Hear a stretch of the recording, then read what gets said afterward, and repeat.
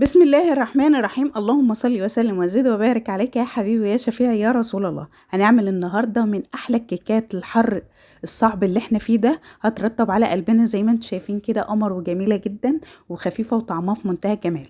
معايا 6 بيضات بدرجه حراره الغرفه، معايا 3 اكياس من الفانيليا، معايا معلقه خل، نص كوبايه من الميه، معلقه من محسن الكيك، وكوبايه من السكر، وكوبايه ومعلقة كبيرة من النشا، وهنقلبهم حلو قوي، ونص كيس من كيك شيف.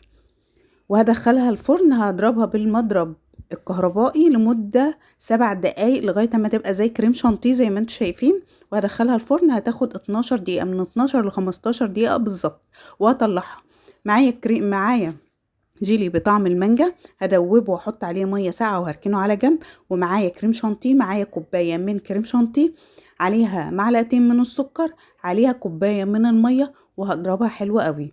هحس ان الكريمه بتاعتي تقيله شويه، انا عايزاها خفيفه. الكريمه بتاعتي بطعم القشطه، طعمها حلو قوي.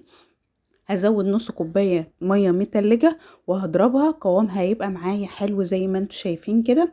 وهنزل على الكيكه بتاعتي بعد ما هضربها حلو. شايفين ما شاء الله قوامها حلو قوي وبألف هنا زي ما انتم شايفين كده، ما شاء الله جميلة جدا. ما ننساش اللايك والشير عشان الكل يستفاد من الوصفة بتاعتنا.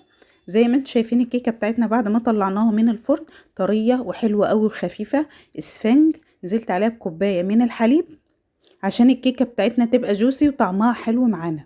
نزلت بالكريم شانتيه بتاعي، الكريم شانتيه بتاعي بطعم القشطة، غني جدا وطعمه حلو قوي زي ما انتم شايفين كده. هوزع الكريم شانتيه بتاعي على الكيكه بسكرابر، بمعلقه سيليكون، باي حاجه متوفره عندكم زي ما انتم شايفين كده. وهنزل معايا مانجا، انا كنت حطاها في الفريزر مقطعاها. اي تقطيعه موجوده عندك، المانجا دلوقتي في الاسواق موجوده، ممكن تستخدمي اي نوع فاكهه مش شرط مانجا.